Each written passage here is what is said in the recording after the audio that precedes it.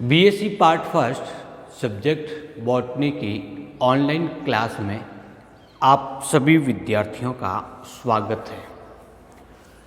आप ये online class Gayatri group of institute Sanchore के गायत्री कॉलेज सांचौर के यूट्यूब चैनल पर देख रहे हैं।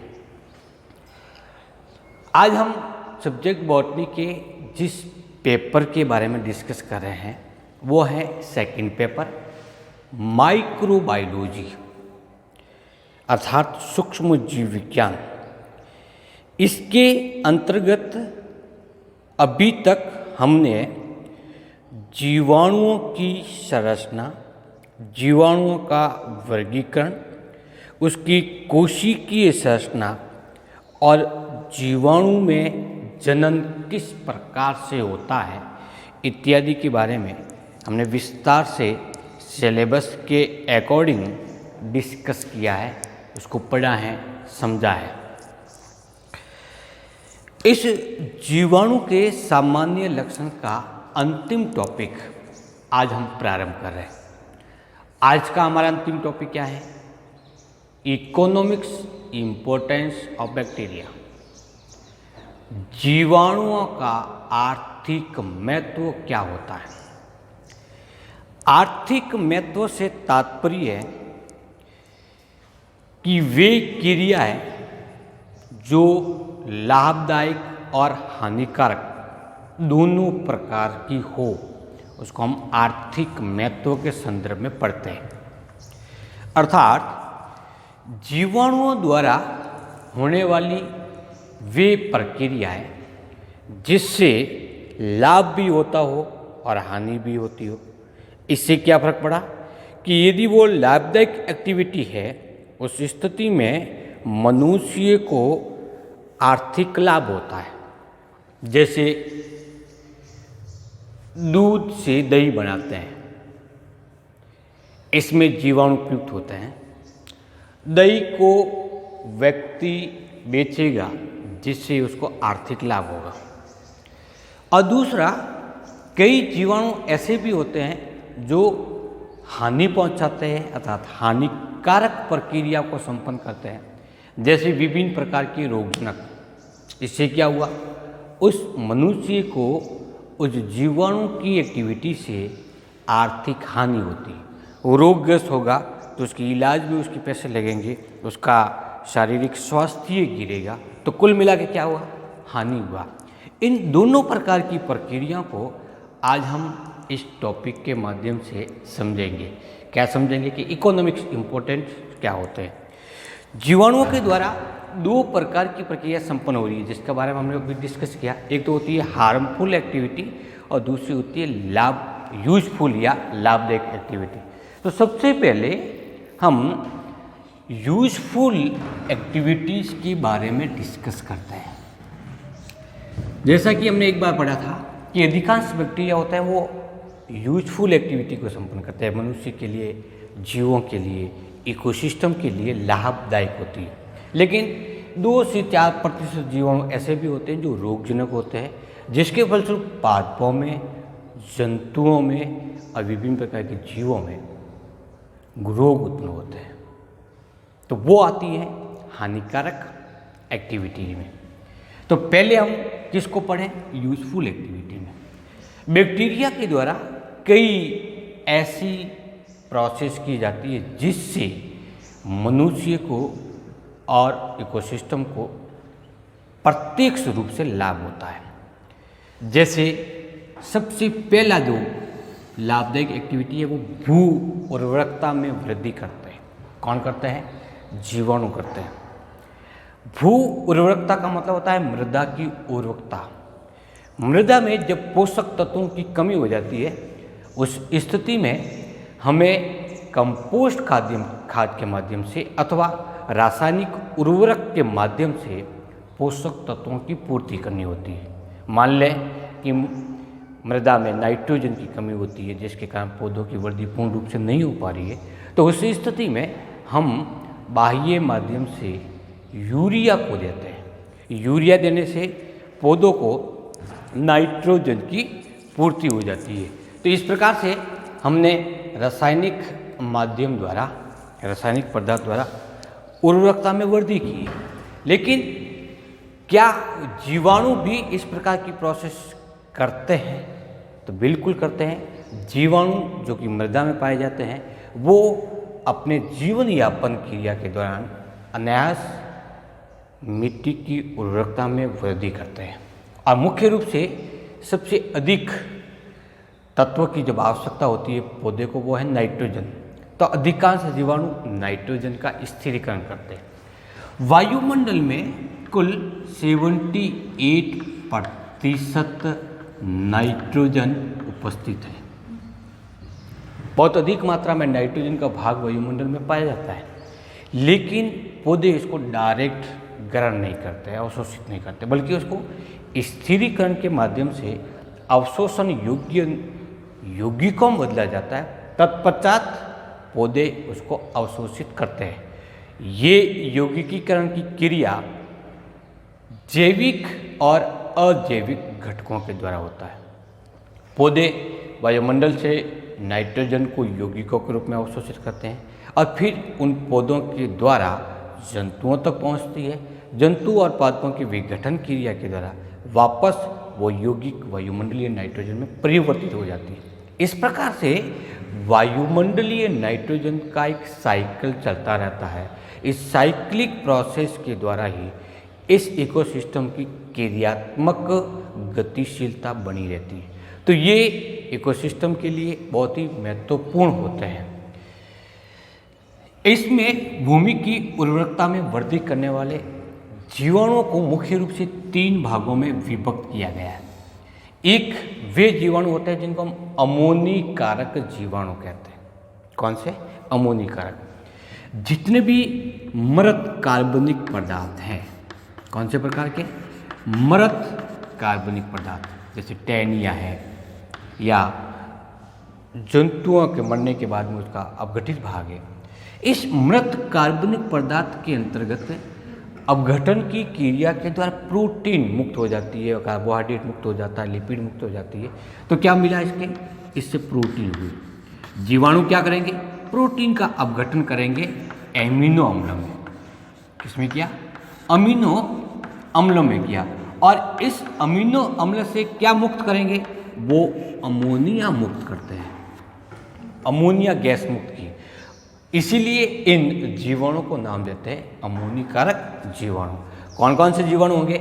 जैसे बेसिलस माइकोइडिस, बेसिलस वल्गिरिस, बेसिलस रेसोमस इत्यादि बैक्टीरिया क्या करते हैं?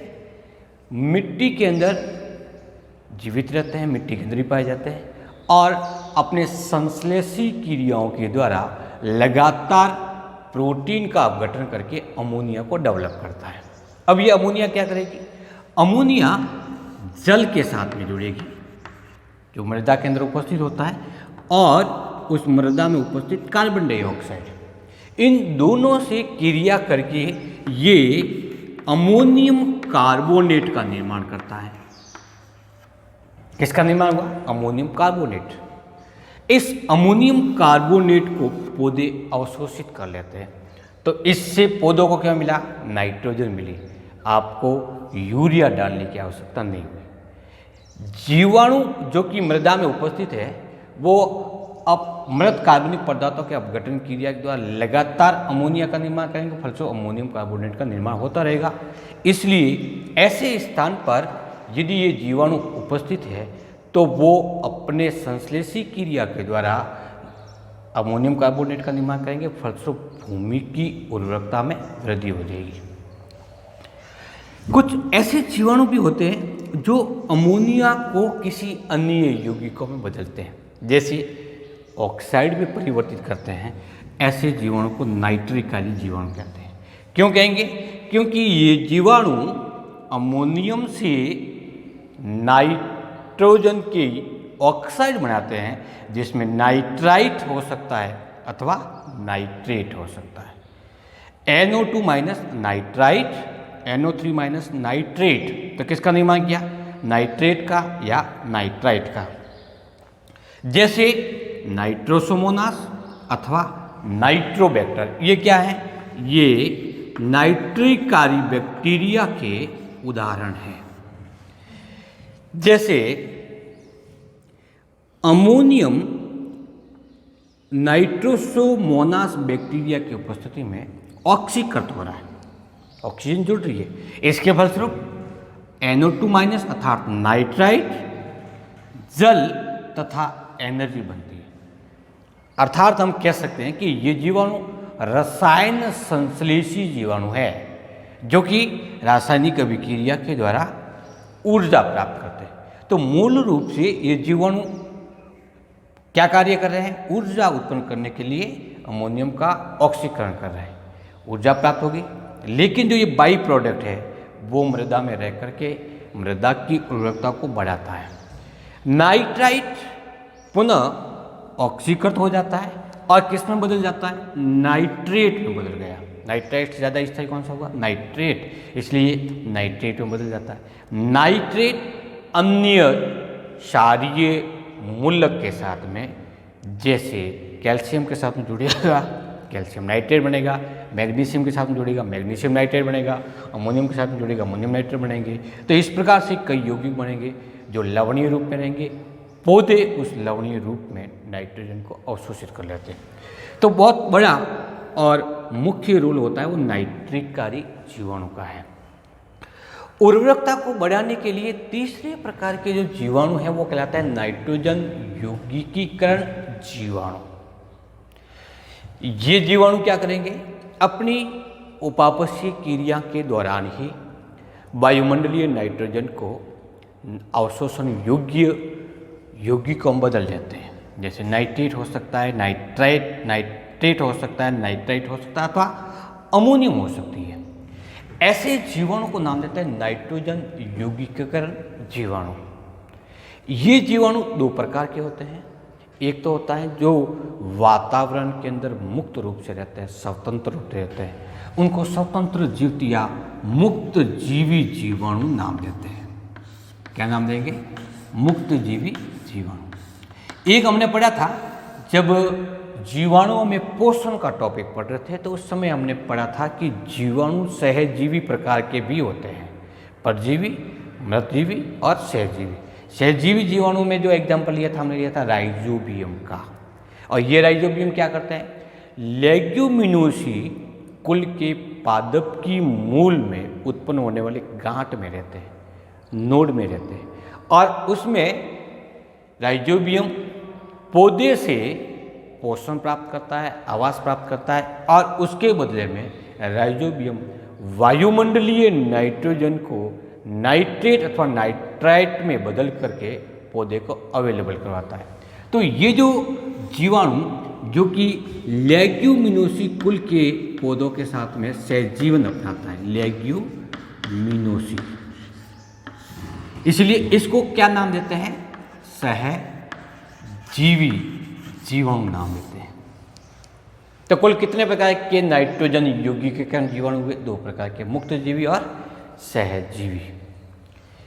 तो ये तीन प्रकार के बैक्टीरिया मृदा में रह करके, चाहे वो सहजीवी हो या फिर असहजीवी रूप में अपने जीवन यापन करते हुए भूमि की उर्वरकता में वृद्धि करता है। सबसे ज़्यादा महत्वपूर्ण बैक्टीरिया का एक्टिविटी है, यूजफुल एक्टिविटी है, वो है नाइट्रोजन स्थिरीकरण की। अनहैस रूप से पौधों की जड़ों के साथ में उपस्थित जीवाणु मृदा में नाइट्रोजन की मात्रा को बढ़ा करके उर्वरकता में वृद्धि कर लेता है। किसी क्षेत्र विशेष में या खेत में एक बार हम लेग्यूमिनोसी कुल की फसल बोए, जैसे मूंग, चवला, उड़द इत्यादि की हम फलीदार पौधों की यदि हम या मूंगफली की एक बार फसल ले लेते हैं, तो उसमें होगा क्या कि उस खेत के अंतर्गत बहुत सारे राइजोबियम एक्टिवेट होकर के नाइट्रोजन का उत्पादन कर देंगे, नाइट्रोजन की यौगिकों का निर्माण कर देंगे। इतने यौगिक के रूपों में नाइट्रोजन का अवशोषण उस खेत की फसल नहीं कर पाएगी। तो जो शेष नाइट्रोजन की यौगिक होंगे वो किस में रहेंगे? मृदा में रहेंगे, जो लंबे समय तक बने रहेंगे। फलस्वरूप एक बार फलीदार पौधों की फसल लेने के बाद में उस खेत में लंबे समय तक नाइट्रोजन की कमी नहीं होती। भूमि या भू उर्वरकता में वृद्धि का एक पहला महत्व हुआ। दूसरा जो महत्व आता है वो औद्योगिकों में या औद्योगिक रूप से। यदि हम किसी भी पदार्थ का उत्पादन छोटे लेवल पे करते हैं तो वो आता है घरेलू, और यदि उसका उत्पादन यदि हम बड़े लेवल पे करें, उसके प्रसंस्करण की प्रक्रिया को बड़े लेवल पे लिया जाए, तब उसको नाम देते हैं औद्योगिक रूप से। जैसे घर में हम यदि दूध से दही बनाते हैं, कुछ कम मात्रा में दूध था उससे दही बनाया तो घरेलू महत्व का हुआ, और वो हमने 200-2000 किलो दूध को कन्वर्ट कर दिया, 2000 लीटर दूध को कन्वर्ट कर दिया दही में, फिर उसको बेचते, तो वो किस रूप में आ गया? औद्योगिक महत्व में आ गया। तो जीवाणुओं का औद्योगिक महत्व में भी एक महत्वपूर्ण योगदान है, जिसमें अलग अलग ब्रांचेस है, जैसे डेयरी अथवा डेयरी उद्योग में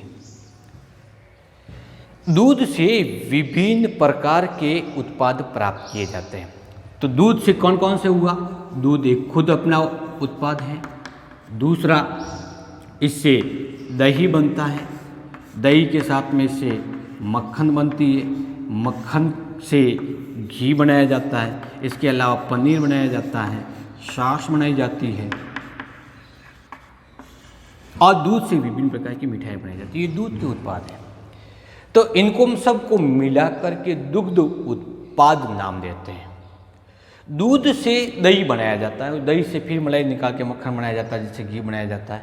तो इस उत्पाद को प्राप्त करने के लिए किसी न किसी प्रारूप से विशेष प्रकार के जीवाणु प्रयुक्त होते हैं। उन जीवाणु को नाम देते हैं लैक्टिक एसिड बेसिलस बैक्टीरिया या लैक्टिक एसिड बैक्टीरिया या लैक्टोबैसिलस भी हम इसको नाम दे सकते हैं। तो ये LAB लैक्टिक एसिड बैक्टीरिया क्या करेंगे? इस दूध के अंदर पाई जाने वाली लैक्टोज शर्करा को लैक्टिक एसिड में बदल जाता है, जिसके फलस्वरूप दूध फट जाता है, दही में परिवर्तित हो जाता है। दूध के अंदर जितनी केसिन प्रोटीन होती है उसका स्कंदन हो जाता है।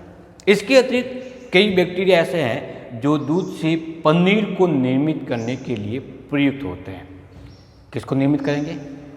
पनीर का। ऐसे पनीर जो बैक्टीरिया के द्वारा उत्पन्न हुए हैं वो सामान्य सरुचिकर और सुगंधित व कोमल होते हैं। इनका जीवाणु का उपयोग इसमें क्यों किया गया?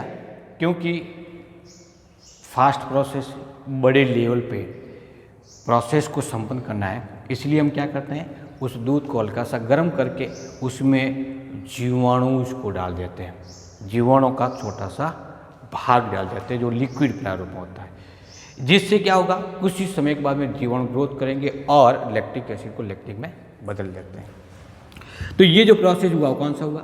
डेयरी उद्योग।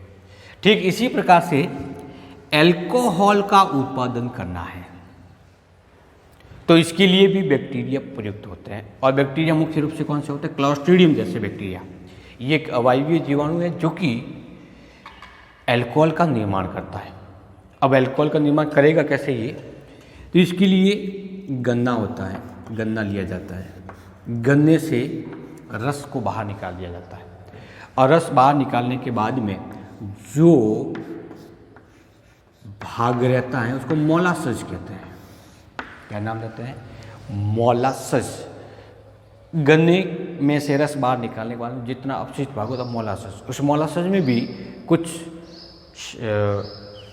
शर्करा की मात्रा रहती है, उसमें उन जीवाणु को डाल दिया जाता है। तो इससे क्या होगा कि वो जितनी शर्करा है उसको टोटल रूप में अल्कोहल में परिवर्तित कर देता है। क्यों हुआ अल्कोहल में परिवर्तन? क्योंकि जब किसी कार्बोहाइड्रेट का अनॉक्सी शोषण होता है तो उस स्थिति में किसका निर्माण होता है? अल्कोहल का निर्माण होता है। क्लॉस्ट्रीडियम से मुख्य रूप से ब्यूटाइल अल्कोहल का निर्माण होता है। तो अल्कोहल को निर्मित करने के लिए किसका उपयोग करेंगे? जीवाणुओं का। औद्योगिक महत्व का तीसरा जो महत्व है वो है सिरका उद्योग में। सिरका या विंजर मूल रूप से एसिटिक एसिड है। तो एसिडिक एसिड का निर्माण करने के लिए माइकोडर्मा नामक जीवाणु का उपयोग किया जाता है। करेंगे कैसे? जितनी भी शर्करा पाई जाती है उस शर्करा के किण्वन क्रिया के द्वारा सिरका का निर्माण किया जाता है।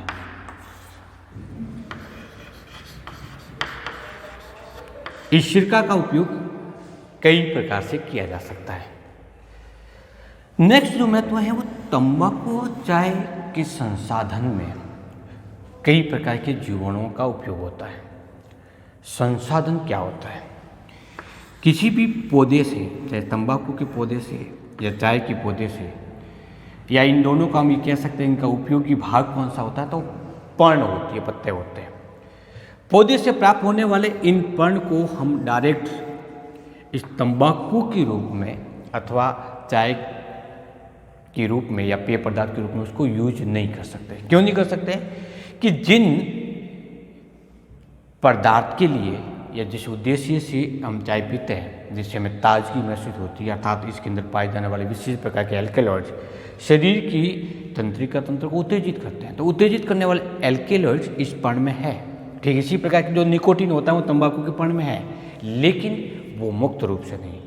इसलिए यदि आप इसको धूम्रपान के रूप में यूज करते हो या भी चाय के पत्ते को पानी में उबालते हो तो वो पूर्ण रूप से एल्कोहल पानी में नहीं आते हैं। इसलिए क्या करना पड़ेगा कि इस पर्ण को किण्वित करना पड़ेगा, जिससे इसके अंदर उपस्थित एल्केलॉइड मुक्त हो जाए और जैसे ही पानी के साथ में उसको उबालो तुरंत प्रभाव से वो इस पर्ण भाग से पानी के अंदर विलीन हो जाए और इस पानी को हम काढ़े के रूप में पीते हैं तो हमारे शरीर के अंदर पहुंच जाते हैं। इसीलिए क्या करते हैं कि इन पौधों के इन पत्तों को पौधे से तोड़ करके जमा दिया जाता है, जिससे इसके अंदर ये जीवाणु उत्पन्न होकर के उसको किण्वन कर देते हैं। तो कौन सी क्रिया हुई यहाँ पर? किण्वन की प्रक्रिया हुई और किण्वन की प्रक्रिया के पश्चात ये पूरा पर्ण, बड़ा पर्ण छोटे छोटे खंडों के अंदर विभक्त हो जाता है। इसी के साथ में इसके एल्केलॉइड्स है वो मुक्त हो जाते हैं, मुक्त रूप से पर्ण में उपस्थित होते हैं, जिससे हम इसको यूज कर सकते हैं। किण्वन क्रिया नहीं की जाती है उस स्थिति में इसमें से विशेष सुगंध आनी चाहिए, वो सुगंध नहीं आती। तो ये जीवाणु के द्वारा तंबाकू और चाय के पत्तियों को संशोधित करने में बड़ा योगदान होता है। अन्य उत्पादन होता है वो डेक्स्ट्रॉन कहलाता है।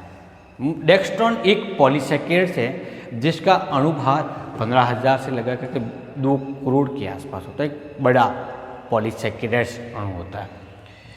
इस डेक्स्ट्रॉन का उपयोग किसके लिए करते हैं? विभिन्न प्रकार के पदार्थों के प्रभाजन के लिए इसका उपयोग किया जाता है। ये मूल रूप से जल में अविलीय है, तो इसलिए जिस पदार्थ से इसको प्राप्त करते हैं जल के अंतर्गत अविलीय गुण के आधार पर उसको शान करके पृथक कर लेते हैं। इनको भी जीवाणु से प्राप्त किया जा सकता है, जैसे ल्यूकोनोस्टॉक जीवाणु है। जीवाणु की एक्स्ट्रा सेल्यूलर एक्टिविटी से उत्पन्न होने वाला एक पदार्थ है जो बाह्य कोशिका भित्ति से विकसित होता है। तो इन जीवाणु जैसे ल्यूकोनोस्टॉक भी डेक्स्ट्रॉन का उत्पादन करते हैं। उसकी कोशिका भित्ति से इस पदार्थ को हम पृथक करके अन्य पदार्थों के उपयोग के लिए किया जा सकता है। तो इस प्रकार से आज हमने इस टॉपिक के अंतर्गत यूजफुल एक्टिविटी के 2 पार्ट पढ़े हैं। एक तो पढ़ा है भूमि की उर्वरकता में वृद्धि और दूसरा पढ़ा हुआ है हमने औद्योगिक उत्पादन के लिए या औद्योगिक उत्पादन में जीवाणु किस प्रकार से महत्वपूर्ण होता है। नेक्स्ट क्लास में यूजफुल एक्टिविटी के अन्य भागों के बारे में डिस्कस करेंगे। आज का ये टॉपिक यहीं समाप्त करते हैं। थैंक यू, नमस्कार।